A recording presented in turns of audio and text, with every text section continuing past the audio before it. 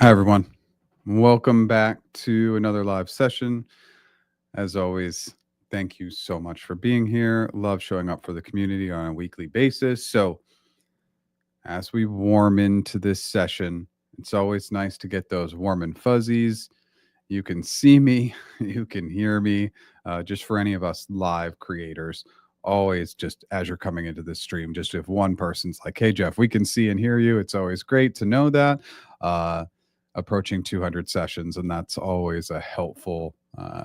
That's always helpful for us. So, also, as you're coming into this stream, if you want to let us know, okay, awesome. Uh, sounds like sounds like we're good to go. Thank you so much.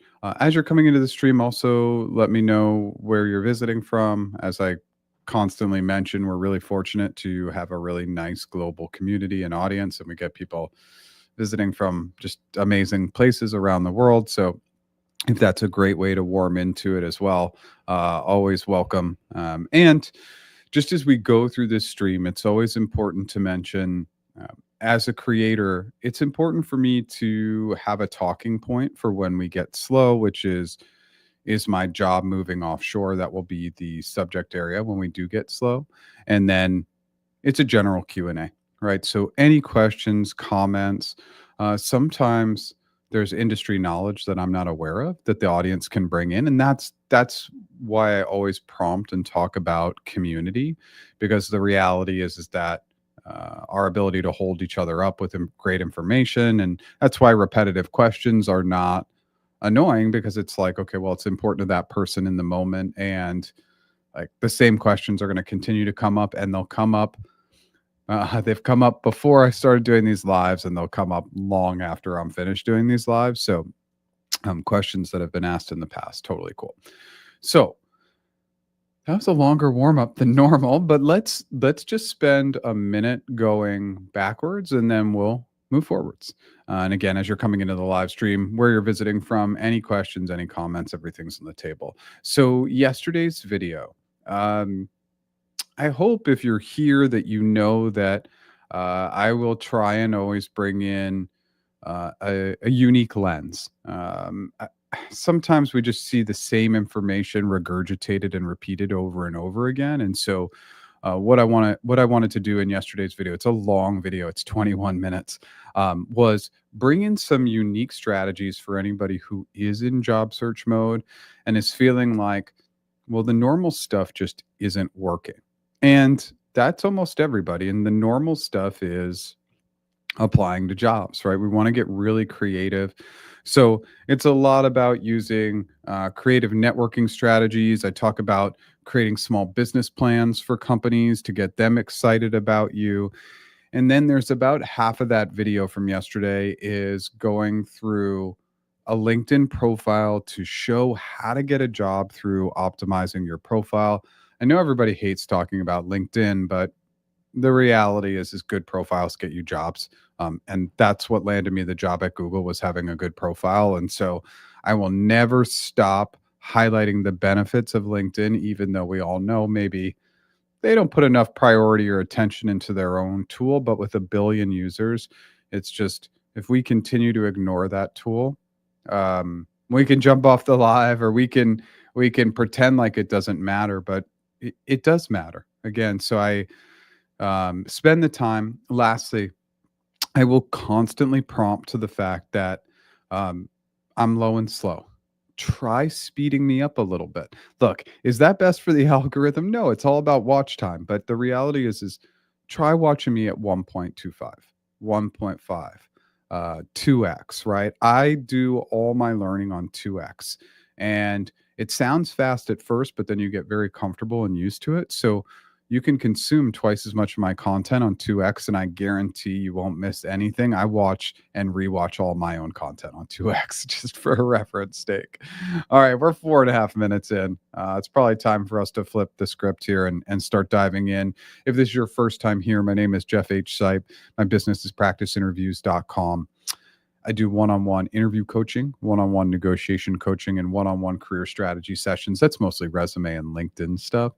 We have that interview mastery course. So I want to just take a quick moment to highlight that course will be part of our Black Friday sale. And the thing I'm the most excited about the course is we spent a lot of hours adding AI into the course. When I originally launched it, it did not have that component. So anybody who has previously purchased that course uh, will get that AI component. And anybody who's considering it, it's going to show you how to optimize. And specifically, I use GPT. And then lastly, we have a promo code today, which for some reason didn't update. So I am actually going to do that now because this is the joy of going live is that sometimes these things. I think I'm 99% sure I forgot to hit save. So if you use now we're good. If you use the promo code offshore, 25% off of our AI tool. So what's going on with the AI tool really quickly? We've introduced some new features. We have more interview flows. So we have interview flows for the top 9 companies, including Google, Apple, Meta, Amazon, Nvidia. And we're also starting to create interview plans. We've really been working on the prompts and we continue to work on the prompts. I am never satisfied. We've done a lot of work on the ideal answers to give you what we believe is the best reflection of an ideal answer, all sorts of stuff. All right, it's time to dive into the comments. Looks like we're warming in a little bit slow today. So in our downtime, we'll talk about moving offshore. And then again, any and all questions are on the table. Let's dive in. Hey, Matthew, thanks for that prompt. Hey, Breton, good to have you here as always. All right, Jeff. Update. If you recall from 2 lives ago, LOL, I was going into the GNL for a TAM in Toronto. Yep. And the recruiter told me the numbers were not negotiable. Right. And I can't reject the offer. The numbers were not negotiable and you can't reject. Well, of course you can reject, but let's dive down to this next one here. So update, got the offer. I was able to negotiate the equity. Thank you so much for the content. Literally got the role thanks to your videos. You're a legend. Now my wife is watching your videos. Okay, amazing. So like let's just bring in that context for our audience today. Like there are very, very few offers in big tech that are non-negotiable. What are those offers?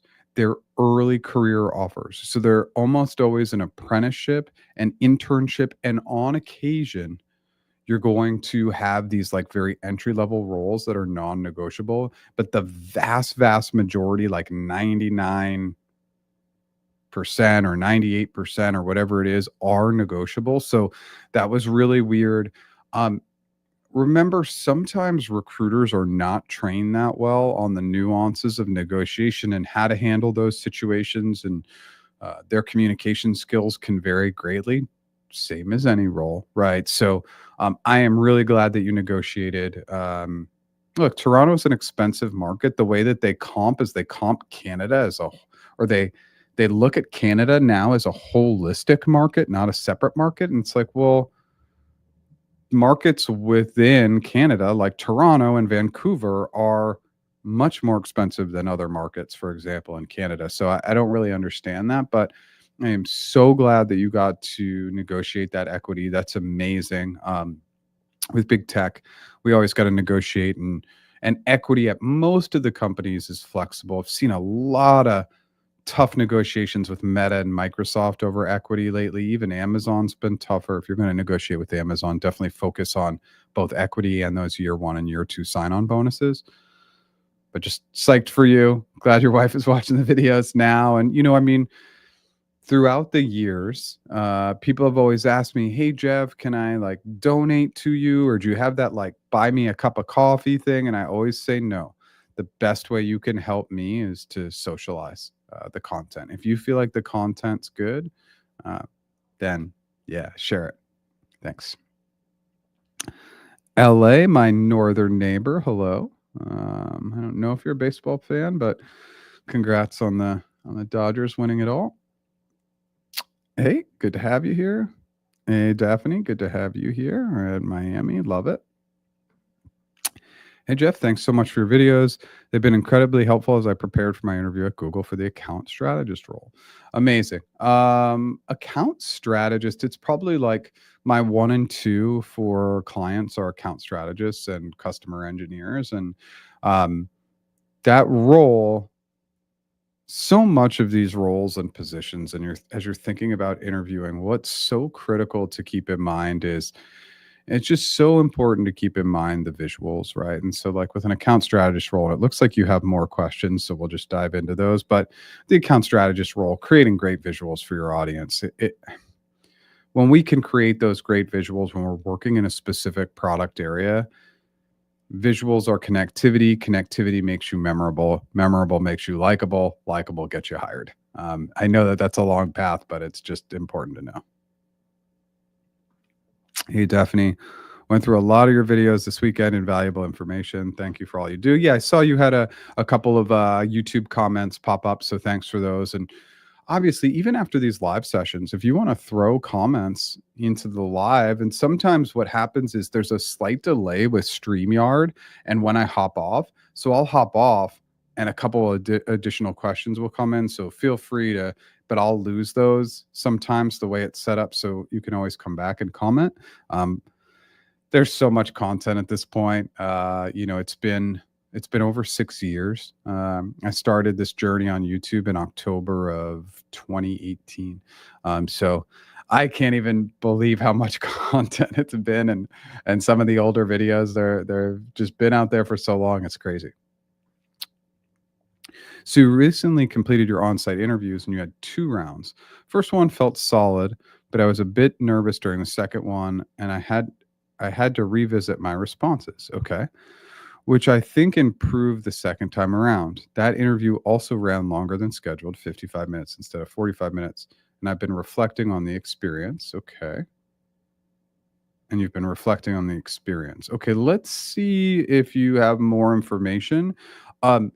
But this is critical. Again, it's a little bit of a smaller audience that we have today, which is great. I'll show up for one person if one person shows up. But for everybody watching here, I think that that's a missed opportunity. So obviously, I always encourage people to hear the question, write it down, restate it. But here's the thing, once you've written down those questions, when you get to the end of the interview, I know it's exhausting. Take a 15-minute break. If you're working, like, hey, maybe you can't get back to it. But if you're not working, instantly go back into those questions and think, okay, where could I have improved? What would I have done differently? Because that instant analysis and diving right back into it will set you up for success in future interviews. So the reflection piece is really important. I think sometimes people are like, I can't believe I didn't get the job. I did all the interviews perfect. And it's like, well, there's no such thing as a perfect interview.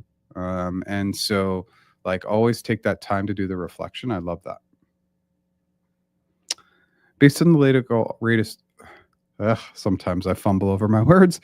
Based on the latest articles I read, the NVIDIA CEO said clearly, don't be surprised if you work beside an AI employee. To answer that question of the live session, I would say yes. So yes, is my job moving offshore? Well, we've seen that trend of jobs moving offshore for years, right?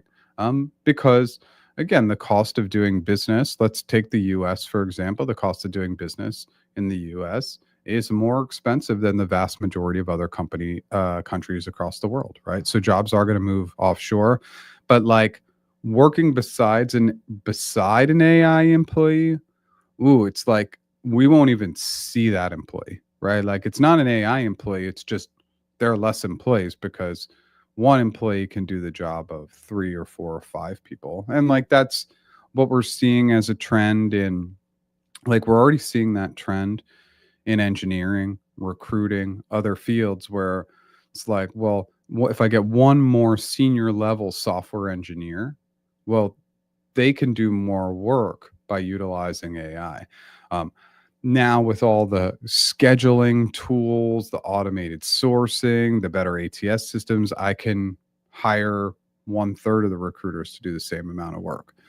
Doesn't always make it feel easier on these employees, but yes, absolutely. Jobs are moving offshore and AI will replace jobs, and it's going to happen really quickly. We talk a lot about that in this live session. I know it's not a gloom or doom, it's just my expectation and something I obviously want us to be ready for. Hey, Liz. Hey, Jeff. Great to see you. I've exchanged email with recruiter about open UX eng roles, but no action. I can confirm that just applying is not working even with referrals. Okay. Guess I have to put more effort into online networking. Okay. Great pause moment. Liz, if you haven't had a chance to watch yesterday's video, I think we're missing opportunities to get back in person. And I have to say that with the lens, awareness, and perspective that I have done 100% of my business for 6 years via video. I haven't done a single live presentation. Everything has been done in this format. And I've gotten to the point where I'm so comfortable behind a screen that I get concerned that in person I would just totally blow it. But getting back to more in-person networking, and let's remove the constraints of in-person networking. Job networking events are in some facets the worst because of the level of desperation. Right now, if you are going to go to a job networking event, and I talk about this in yesterday's video, I would just go there and give. I would just help. Why? You'll be the only person that they remember from the event, and they're going to come back and help you.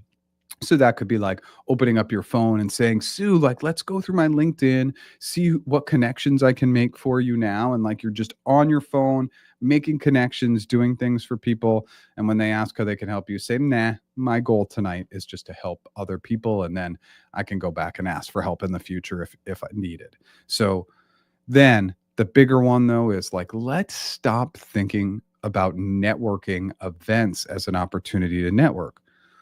Go to that local beer tasting meetup or go to do community service at a food bank. You are going to meet some amazing people and you'd be shocked. They might say, oh, I do X role. I could get you a job. Or my brother works in X industry. Let me reach out to him and see if he can help. Like, community service is a great way to do it. But meetup.com, I think, is totally underutilized for going to events. And again, that could be something from like a food, beer, wine, coffee tasting sort of thing to maybe you join a kickball league.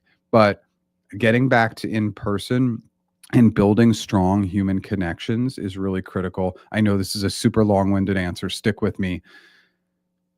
Dale Carnegie's How to Win Friends and Influence People. I'm just going back through that book right now. I know I've read excerpts of it before, but wow, like when we meet people, find what they like, find what they are interested in, and talk about it and show genuine interest. Hey, if they're going to talk about cricket and you're like, I don't know anything about cricket, I'm not interested, then okay. But if you can engage and talk about things that they're interested in, that's the best way to influence them. People have the lens of the world through their own vision, right? Through themselves.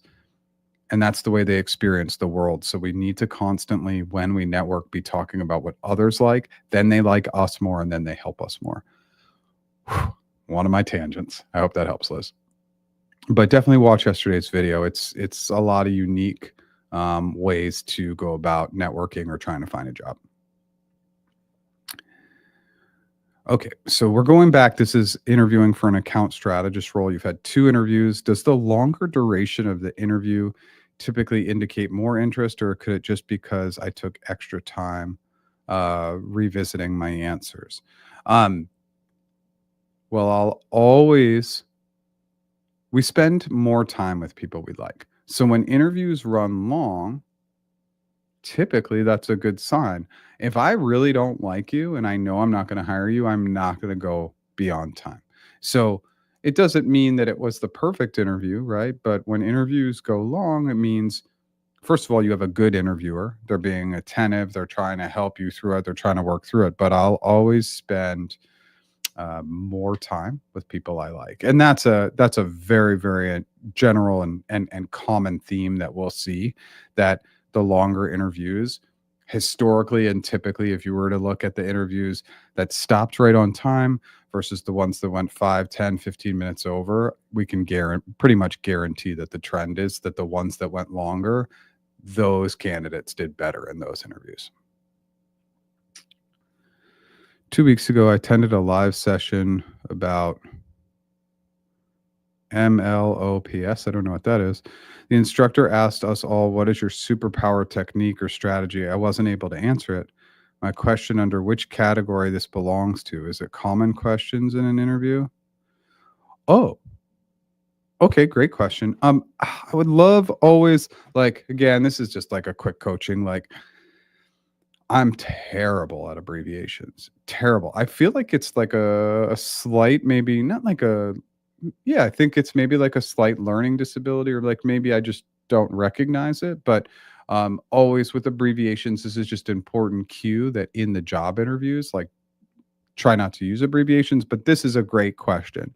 So the interview question: what's your superpower? What is your superpower technique or strategy? Um, I would put this in, yes, like more of the common question bucket. And why do we put it in the common question bucket? It's not the most common question, but common questions for me are questions that should be answered in 1 minute or less with a rule of three. And this one, though, is really driving towards one item. So the way I would probably do this is I would pick one superpower and then I'd branch with like three supporting items of that superpower. But I would say 1 minute or less, and really zone in and highlight the thing you're great at and then support that item. And you can even admit, you could say, I actually I actually got this question while attending a live session, and I had to think a lot about it, and what I came up with was X. So it's like you're actually introducing that you've thought through this question before. Some people don't like that strategy, but I love bringing in that introduction. So if your answer sounds pre-planned, they're ready for more of a pre-planned answer. Uh, I hope that helps. I'm not sure that was totally helpful, so let me know if you have additional questions. Hey, Jeff, last time I failed the interview for an ad sales role at Google, one of the feedback the recruiter gave me was on hypothetical questions. Okay. I applied your CFAST method when answering, and he shared with me my thought process was good. However, my solution part was not good enough, and they expected more detailed answers. Okay. Yeah. How could I improve on this part in order to give a more well structured and detailed solutions when answering hypothetical questions? All right, Thomas, it's a great question. Depth is in how, right? And so, like, let me give an example. So we like go through our CFAST framework. We go through our CFAST method, right? We clarify, we bring in the framework, we make those assumptions, and then we solve. But we solve at such a generic high level. That's why I like focusing in on one or two framework concepts at a time.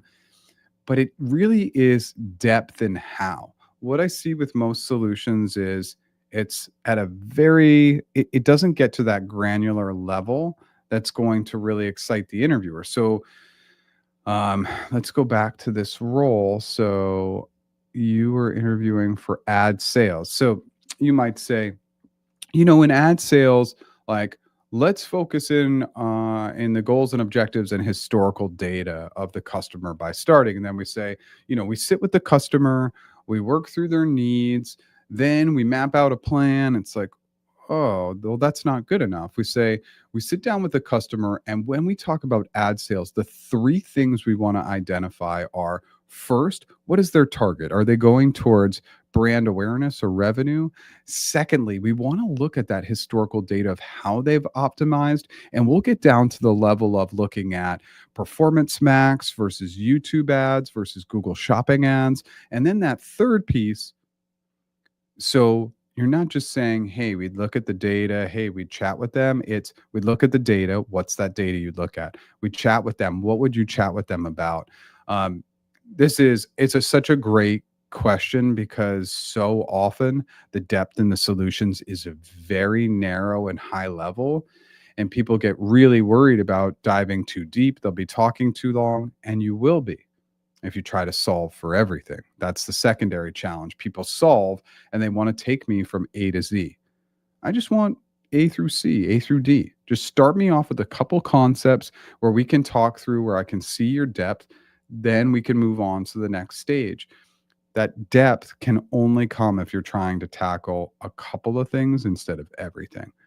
Thomas, let me know if that helps. I hope it shed some light on the direction I'm trying to take you mentally.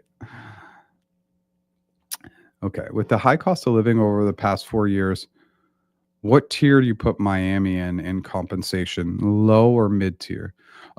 Miami is a mid tier. Yeah.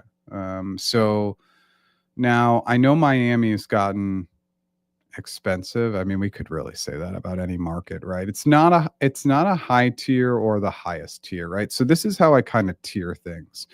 Um, there's two premium plus markets, right? There's only two markets that are going to get that high cost of labor, because it's not cost of living that they look at. They look at cost of labor. So cost of labor, New York and Bay. Those are like the next level. Then the next level down is going to be pretty much any other big market in California, like LA or San Diego, going up to Seattle, Boulder, and Boston. Those are really the high tier, high cost of labor markets. Now, DC is high cost of living, but we bring the cost of labor down a little bit. And then you have the kind of Austin is at the next tier. Then you have Chicago, Atlanta, maybe Miami.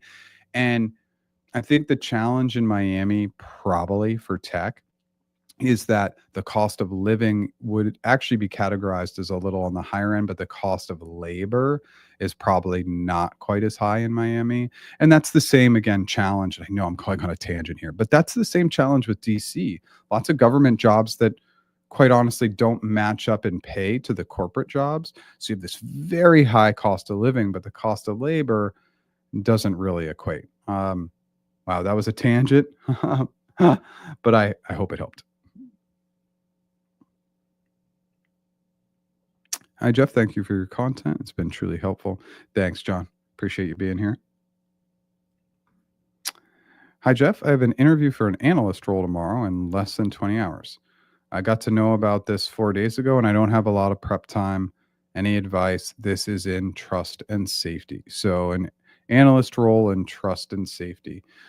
So, with the limited amount of time, the number one thing you're going to want to do, and I'm making the assumption that this is, well, oh, GCARRK. Awesome. So we're talking virtual environment. So get that cheat sheet created. If you have not seen that video, definitely make sure you go to my YouTube channel. By the way, I think sometimes there's a misconception about searchability of people's YouTube channels. If you go down and you just scroll down, you're going to see like home button, playlist, and then on the right side, you'll have that search button where you're searching within somebody's YouTube channel. And so search that, look for cheat sheet. You really want to create that cheat sheet. What are you trying to do? You're trying to think about your best behavioral examples and then just give them a title. So in the moment, we don't forget our best examples. Then you're going to start to work on go-to clarifying questions, go-to frameworks, and go-to assumptions. You can pre-plan all of that stuff. So a couple of other videos I might recommend are definitely watch the CFAS video. So should say CFAS method. You can search for that. And then I have a video called The Perfect Behavioral Answer. Those are three. And just know that you're not going to have all the time in the world to get it done. And then the last piece, when we find all this out, we're trying to go like crazy.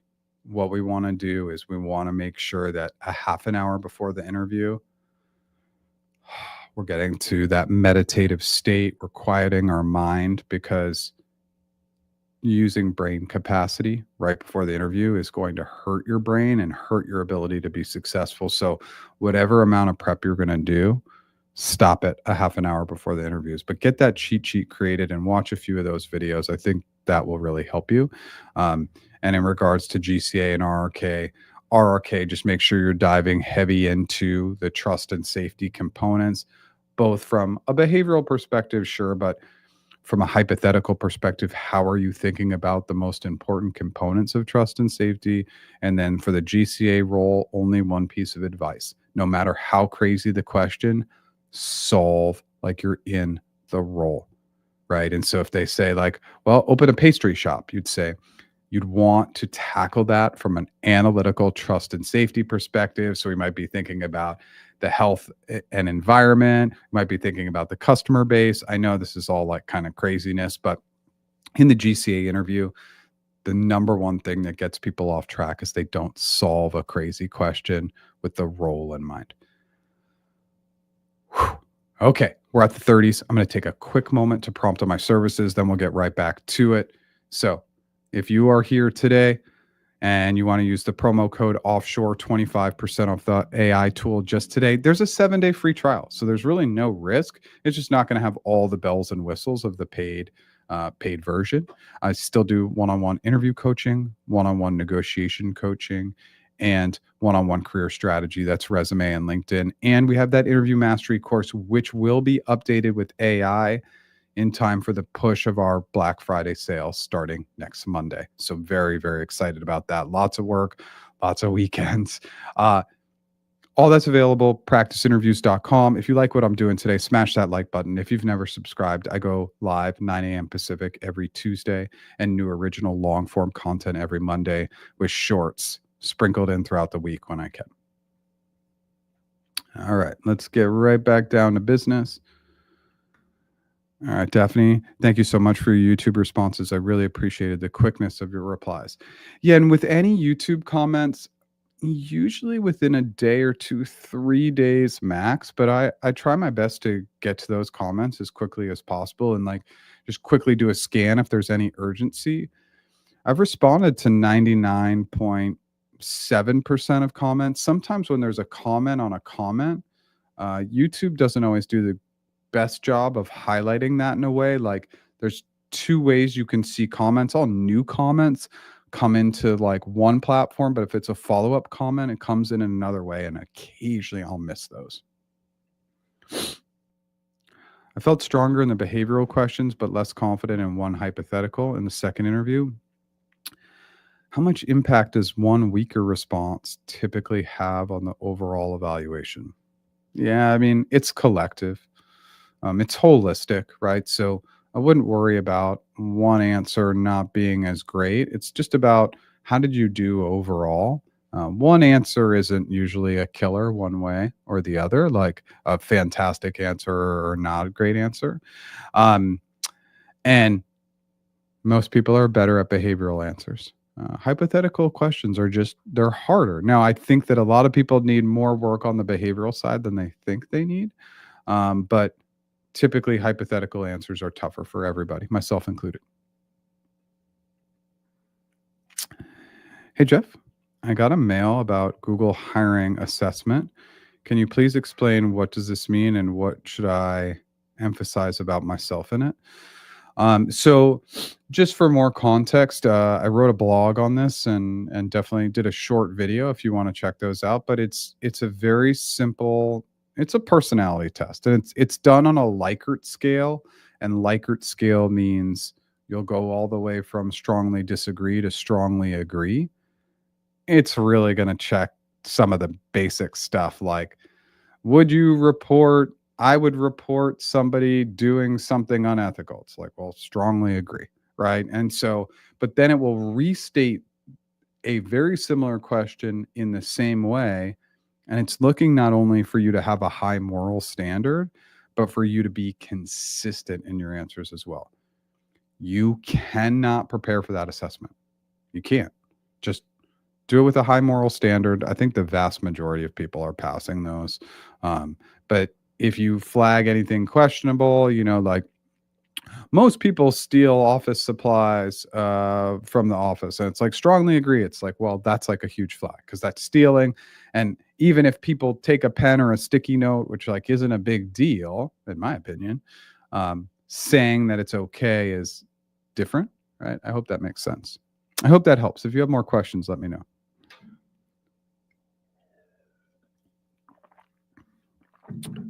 Hey, Gary. Good to see you.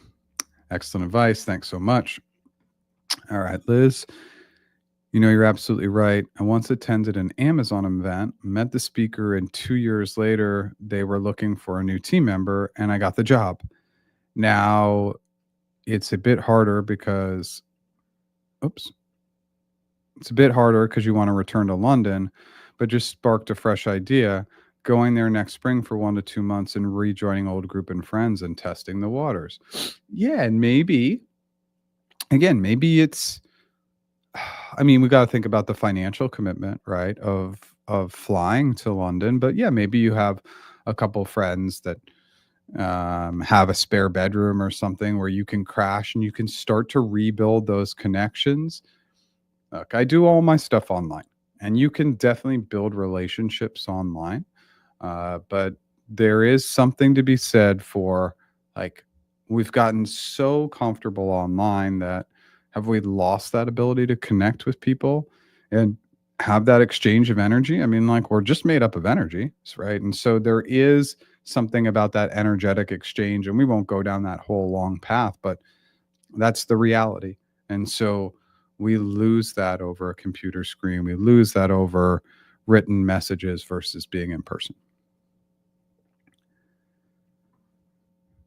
Hey, Jeff, I was an intern at Google EMEA HQ this summer, and I just received a full time offer for 2025. Amazing. What is your best advice for negotiating salary? Can I only negotiate stocks or salary also? Yes. So, um, first of all, amazing. That's awesome. It's always awesome when you get an internship and it goes into a full time offer for 2025. This could be one of those cases where it's non-negotiable. You just want to ask, "Hey, can I negotiate this offer?" They're not going to say no, but if they do say no, say, "Okay, for all these roles and people making these transitions, none of these offers are negotiable." You can ask, "Look, when I go and negotiate, I negotiate on everything. I go outside of the salary band that's posted online. I go big on equity because what's the deal with Google? Well, they don't rescind offers when you negotiate. Just be gracious and kind, and you should just get after it." So, yes, everything is negotiable, including sign on bonuses. But when going from an internship to a pre planned full time role, that may fall in the category of a compensation package that is non-negotiable. That's a scenario that I have seen before for those types of roles at Google. But you're not supposed to know that. So should you negotiate? 100%. If they say, hey, it's non-negotiable because all these roles are non-negotiable, okay. But I negotiate on everything. And that goes from base to equity to always trying to build on a sign-on bonus. And just the thing to remember with sign-on bonuses is absolutely we want those sign-ons in today's economic landscape, in my opinion. If we were talking 3 years ago, I would have said roll that sign-on back into equity. These companies have shown that they will they will do anything and everything to satisfy the stock market, their board of directors. So, like, I want all that money up front. Give me as much money up front because there's no guarantees anymore. And with AI and automation coming in, I just think let's get as much money up front as we can because we don't know how long it's going to be before our jobs are automated. And it's not a gloom and doom. It's just a reality. Question. I am on my last interview with Microsoft tomorrow, but I also have my 2 interviews at Google on Monday. Should I tell my recruiter at Microsoft about the Google interview coming up? Um, okay, so we're Tuesday. That's a Wednesday interview, and you have your Google interviews on Monday. Not yet. Not yet. Wait. Now, if they come back to you, Microsoft comes back to you this week and said, "Hey, we're really excited. We want to move forward with an offer. We need to move really quickly." Then you might want to introduce it, but I don't want to introduce it yet. I want to hold that in my back pocket. I basically recruiters do better when they have more information, right? So I'm not trying to hide that, but the timing of it too, we're not getting pressure from them yet. So when you get pressure, you'll introduce it, but not yet. I think it's a little early. If they start to indicate that they're feeling positive about you, then you can say, hey, that's awesome. And like let that progress a little bit because we want to see how the Google interviews churn as well. But at a certain point, you are going to have to introduce that data if Microsoft wants to move forward. I know that wasn't perfect. Let me know if that helped. Is accepting an offer in academia after industry a bad move, being laid off? And how difficult is it to return to the industry as the AI research is more advanced? Um, it's all about how we tell the story, right? And so I actually have a friend who I used to work with at Google, who I'm working with now, and she was in people operations at Google, and now she's in academia. And I won't say the school, but she's at a school now, and we're working to get my AI tool in front of that school. And it's like, well, the pay is definitely not as good, right? But the interest and passion is very high, which is fantastic. And what's the story? Maybe you go back into academics for 1 year and then you're interviewing for tech and they're like, "Oh, you moved back to academics." It was a great opportunity to get reconnected with students, do A, B, and C. And now I'm thinking I want to get back into a more corporate environment. So it's all about the story we tell. Um, Academia, it's just not going to pay as good as your typical industry roles, but like passion, purpose, doing good. Those are all reasons to consider it. Hey, Jeff, I already passed 5 technical and hiring manager interviews for a SWE role at Apple. I have 4 behavioral coming up this Thursday with the project manager and engineering manager. Awesome. All right. I'm afraid if my behavioral answers will not catch them, even though my technical feedback was excellent. Okay. Especially why Apple? Tell me about yourself. I binged and trained with your videos, but having some imposter syndrome. Guess this is normal. Okay, so first things first, right? Like behavioral, those are common questions. Why Apple and tell me about yourself. And the why Apple and tell me about yourself, practice over and over and over and over 20, 30, 40, 50 times. You get those answers down. No problem. I'm not concerned about that at all. That'll be great. Now, on the behavioral questions, let's just tap into what are the most common mistakes people make. First, context. I don't know what the heck we're talking about. So, after you move from your situation and task into your actions, I don't even understand what we're talking about. And the story was so long that I lost you. In our actions, it's not just about what we did, but how we did it. What did we do and how did we do it? And then those results, hit me with those great results and always end with repeatability. Why did what you did here end up being amazing for here? We got to go and talk about the broader scope, scale, repeatability of what we did. I know that was super high level. I hope it helped. Would they ask questions like, tell me about a time you had a conflict for GCA or RRK, or does this fall in a GNL? You're welcome. Conflict question could come up in an RRK interview. It probably wouldn't be. I think what we were talking about the what role are we talking about? I'm going to go back here for a second. Oh yeah, this is the trust and safety role. So for a trust and safety role, it probably wouldn't be as straightforward as that, but you could get the conflict question. Of course, that can come up in the GNL interview too, but I always think in the RRK interview, anything's possible. I would be ready for anything, but the conflict question is just a question I want people to be ready for. It's it's a behavioral question, but it's one of the most common behavioral questions that you'll get at any company. Hope that helps. Again, let me know if that's not enough info for you. I've seen your advice on prepping and opening for an interview, but I don't think anything on closing. A few times I've said, I look forward to hearing from you. And both times the interviewer seems somewhat uncomfortable. How should I best end the interview?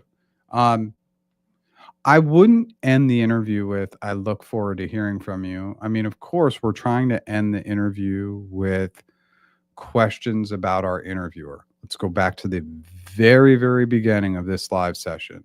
Dale Carnegie's How to Win Friends and Influence People. The reason why we ask questions about the person at the end of the interview is they're talking about themselves. When they talk about themselves, they like you more. So all the other questions to me are just total nonsense. People think they're really creative with these crazy questions at the end. They're missing rule number one. People like to talk about themselves and they like you more. And that's the end of the interview. Now, when you finally get to that final point where they're like, hey, Daphne, I need to hop off because, yeah, like I got to go. Interview's over. Thank you so much for your time today. Have a great day. Or thank you so much for your time. Enjoy the rest of your day. Thank you so much for your time. Thanks for sharing about X. Enjoy that event or whatever it might be. But yeah, I look forward to hearing from you. Ooh, that could be a slight downtick. So it's like, and sometimes you're not going to hear from that interviewer. It's going to be from the hiring manager or a different team member or HR. So just say, thank you so much for your time today. I really appreciate it. Because that's genuine and we do appreciate their time, or we should appreciate their time. You're a distraction and annoyance to their day. So if you show gratitude for that at the very end, that's how I would end them. You're welcome, John. I don't remember what I answered for you at this point, but you're welcome. Recruiter told me I got positive feedback in all metrics, all rounds. I matched with the team before hiring committee. Is there a chance to be rejected by hiring committee? Yes. Whether you get team matched or you were identified for a specific role early on, you have to pass hiring committee. And it is 100% outside of your control. You have done all the good work. You crushed the interviews. You obviously got team matched and found a hiring manager who liked you, who's going to write a statement of support on your behalf. But absolutely, it's not 100% at this stage. But feel positively about what you've done, because you can't do anything else at this point. I know that is not easy to say or hear, and I know it's not easy to sit back and wait, but just know that you've done all the good work. And at this point, now it just becomes the toughest part, which is the waiting game. Good luck. The competition for AS might be different depending on location, particularly for a position in Michigan. Do you think the applicant pool will be larger or smaller compared to other locations? Okay, so well, obviously, if we're talking about probably Ann Arbor, right? But those roles are, there's two pieces. I'm kind of fumbling through it, but these roles are two pieces. Like, they're always going to be competitive because an account strategist role is a more entry level role, so they're going to have a ton of applicants and interest. But the other good news is that they hire for these roles quite often. It's a entry level role, high turnover, right? Just because people will move on to different positions within the company, they'll move on to other roles outside of the company. So, again, this for me, and this is kind of like a more broader coaching, is this is a control item. We can't really control how large or small the applicant pool is, but what we can control is preparing and practicing for these interviews like a crazy person, right? And just getting after it and doing everything we can. But the competition is not really important in my mind. The only thing I know I can control is doing my best. And so, are there going to be less people going in for that market? Probably, but the actual number of people who make it into the interview process will probably be similar to bigger markets. My best guess. Thanks, Jeff. We'll get back to follow up live or comment to keep you posted. Your content is awesome and it made me more comfortable. Thanks again for your great work from Germany. Amazing. Got to get back to Germany. It's definitely just so many amazing places to see. So thanks for being here. Thanks for being up late, not too late, but late enough. Thanks so much and good luck. Thank you so much, Jeff. I'm reading more into TNS and preparing for hypotheticals now. Okay. How can I ask for more time if I'm not able to answer a hypothetical? And what if I don't relate to a behavioral? What if I don't relate to a behavioral question? Okay, so with all questions, breathe and pause and tell your interviewer. Don't ask, tell. I'm going to take 1 minute to gather my thoughts. And so on the behavioral side, you're just trying to think, what's the broader theme, right? If it's a really niche down, well, is it a question about strategy or process or relationships or conflict? Could you bring in a broader example to answer that question? Then on the hypothetical side, where actually the first step I would take on the hypothetical side is I would say to myself, have I been through something like this before? And then if I had, I'd say, okay, I can think about how I've done it before, but I'm going to shape it and answer it like I'm interviewing, like I'm answering it for this specific role. Right. So then I'd say, okay, I can take similar steps. So let me look at my pre planned assumptions. What could be some assumptions I bring in? What are those clarifying questions or framework concepts? Up to a minute. Once it gets past a minute, it gets a little uncomfortable. So, especially in that minute on the hypothetical side, that takes a little bit of practice, but those are some of the techniques that I would use. Coming back to my negotiation question, should I assume the return offer is negotiable or should I ask first? Any strategic advice or tactics are the best practice when negotiating?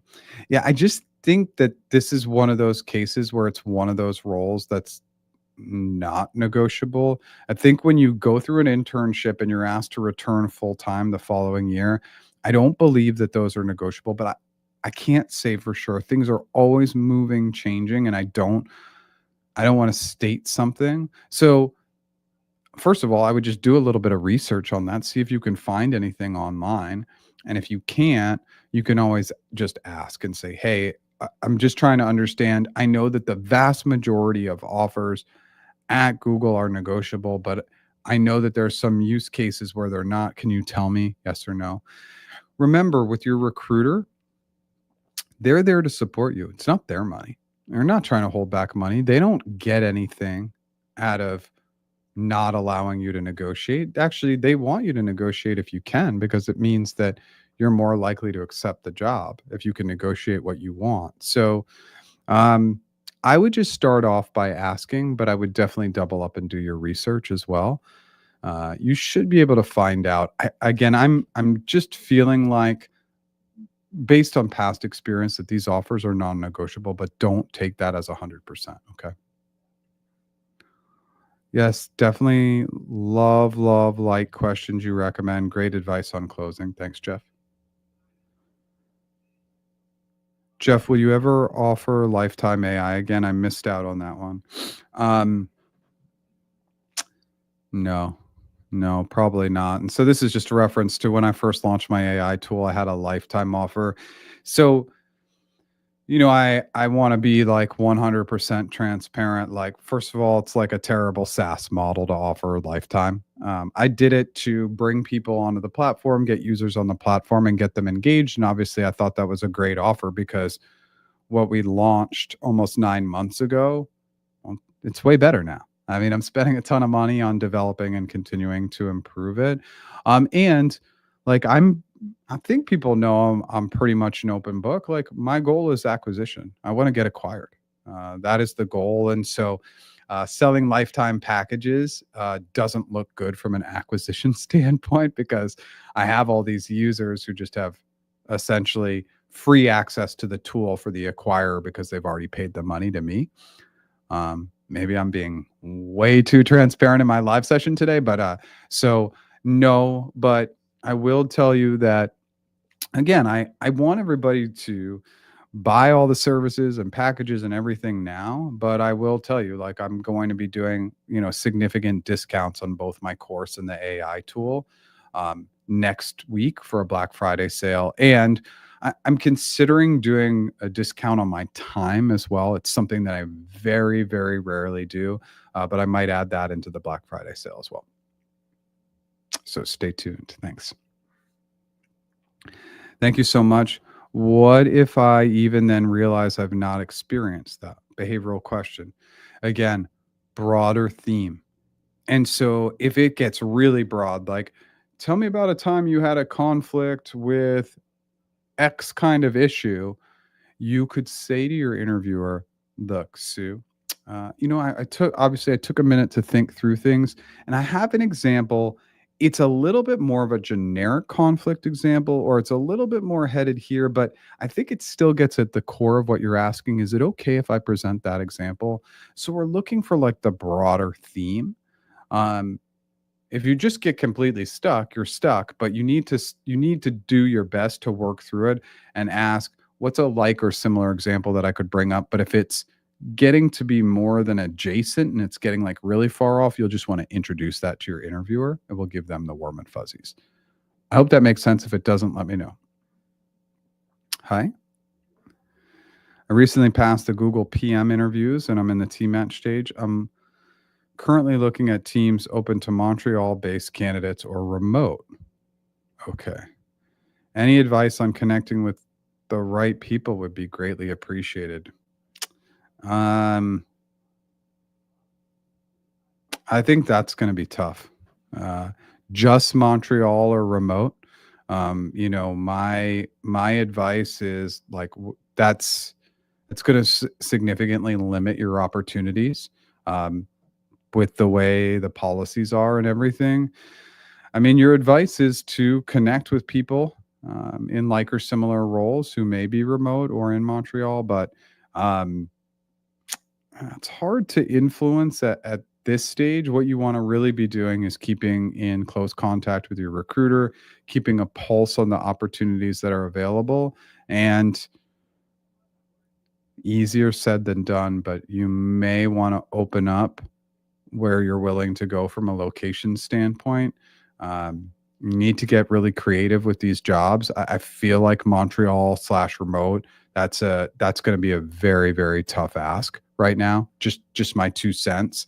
Um, I haven't really seen. I don't really know of like a Montreal based office.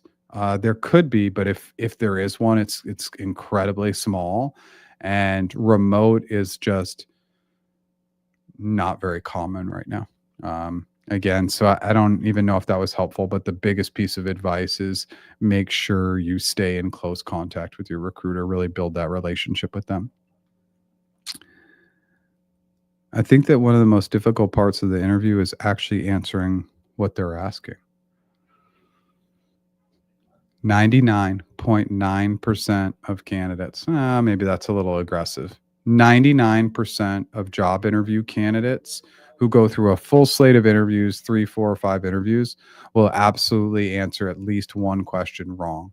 Like they won't answer the right question. That's why it's so critical to write down the question, ask them to repeat it, and restate it so that we make sure that we're answering the right question. If we don't write it down, it's almost 100% that we're going to answer one, if not multiple questions incorrectly. Write it down, restate it, make sure it's very, very clear. It's so important. And then, yes, on the behavioral side, how are we really driving towards the actions that the question needs us to answer? And so, one of the best tips on the behavioral side is not all the nonsense and build up, get right to the scenario of what they're asking. Then on the hypothetical side, just make sure you're diving deeply into the how and the solution side. I hope that helps. It sounds kind of high level, but let me know if you have more questions. An interviewer asks, do success metrics need to change based on where you are in a project for a PGM role? Is this a common question or do I need a framework? Um, I would I would probably do CFAS for this.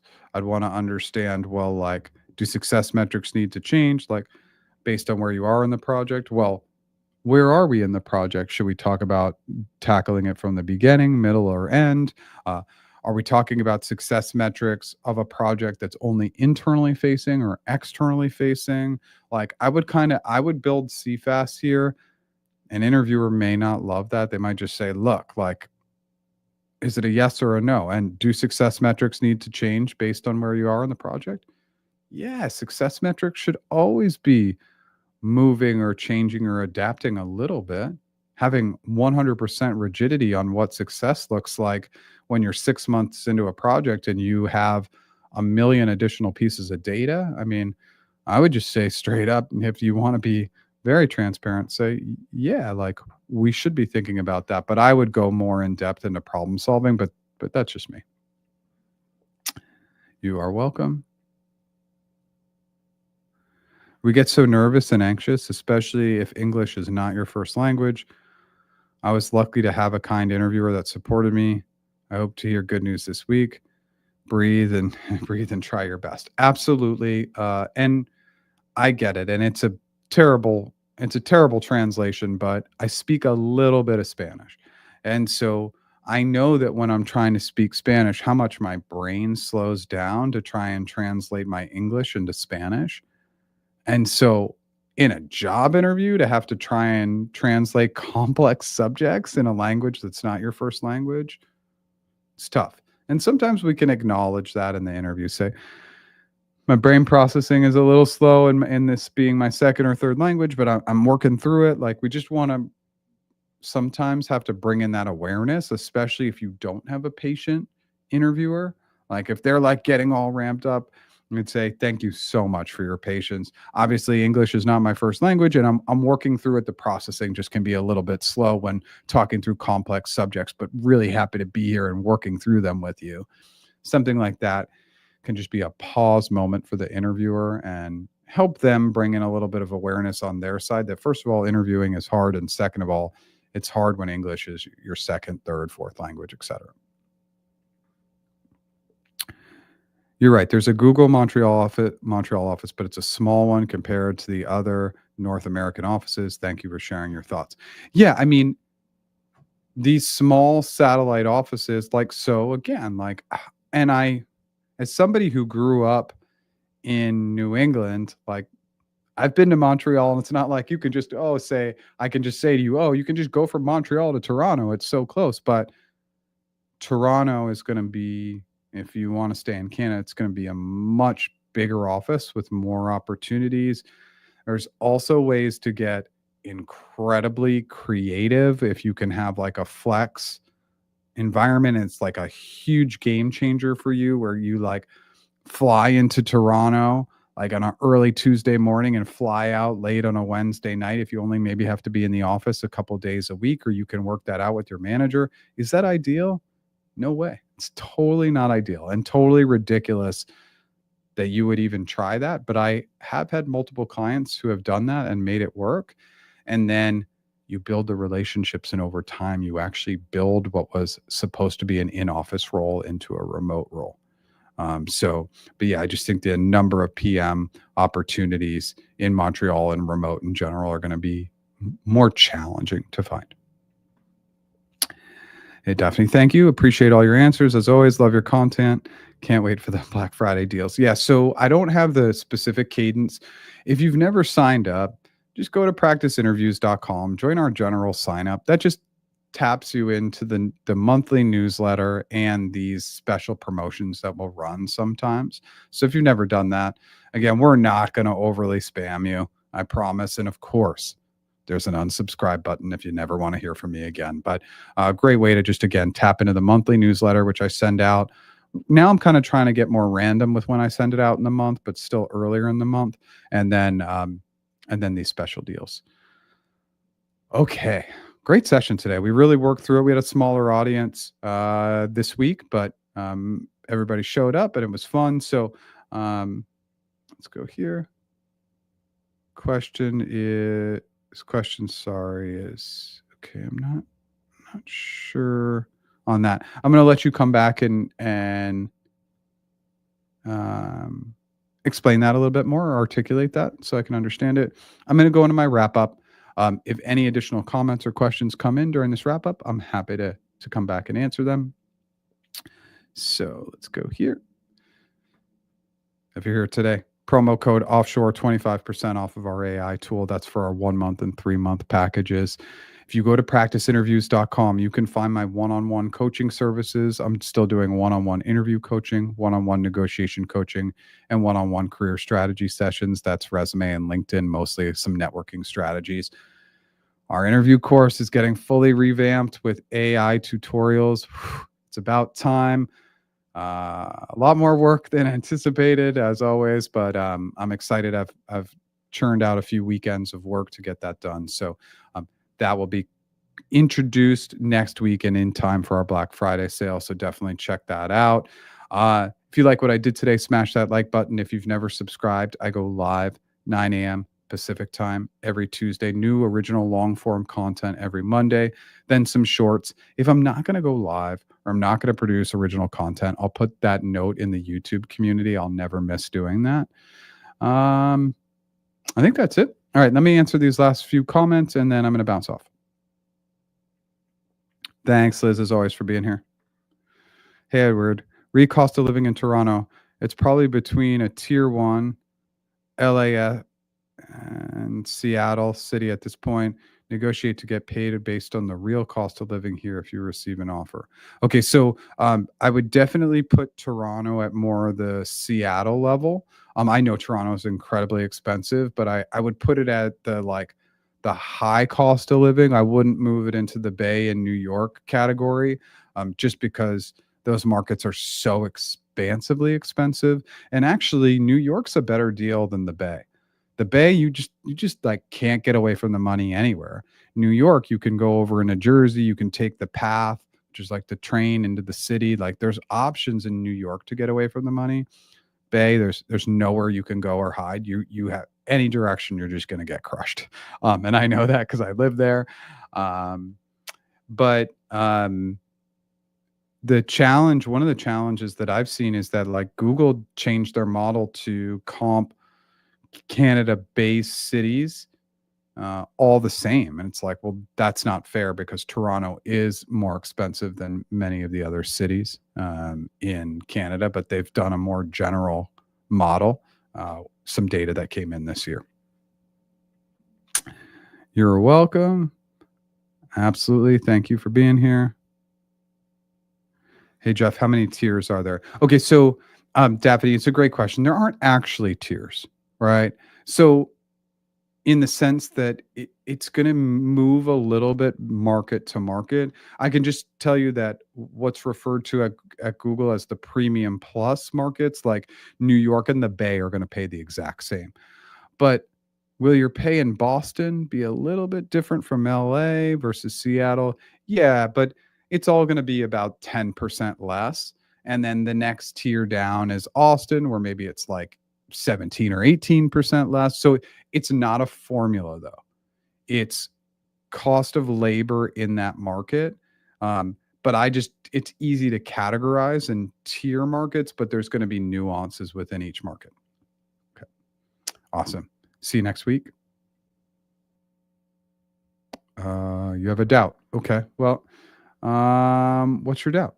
Tell us what you're thinking, because I am going to hop off here in just 1 minute. So I just want to make sure I'm answering that question. If I do hop off before it comes through or the comment comes through after I've shut down, which is very common with StreamYard because there is a slight delay, just come back in and bring it into the comments. Okay, here we go.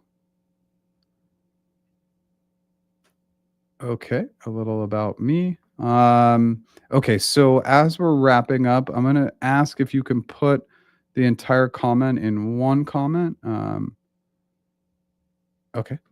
New grad interview on the 28th of October. Okay.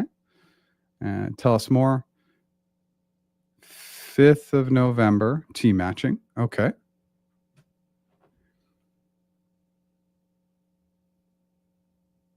Team matching on November 14th. Okay, so multiple team matches.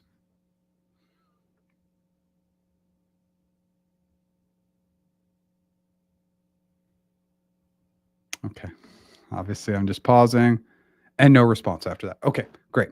So what I want you to do is I just want you to make sure you're following up and follow up with a good cadence, right? So you've had these 2 team matches.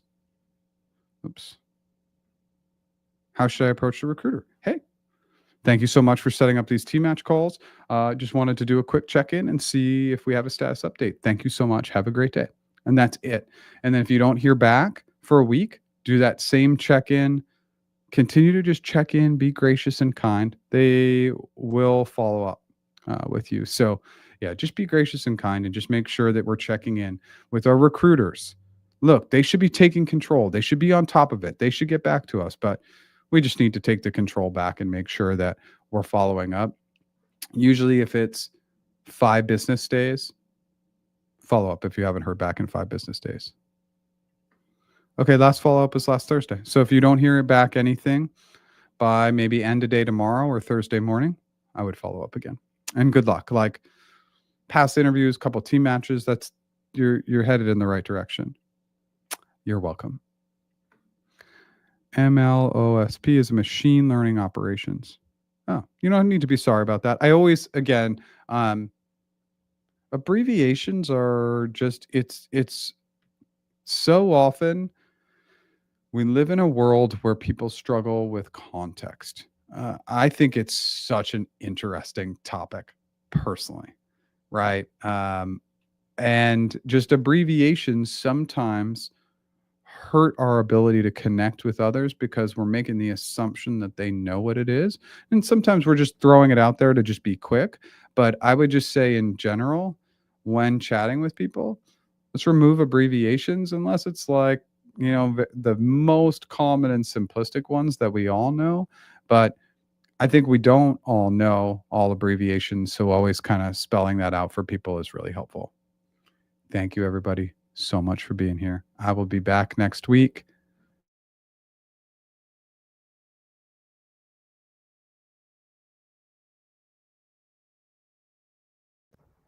I unplugged my mic for the very end. Thank you, everybody, so much for being here. Have a great day.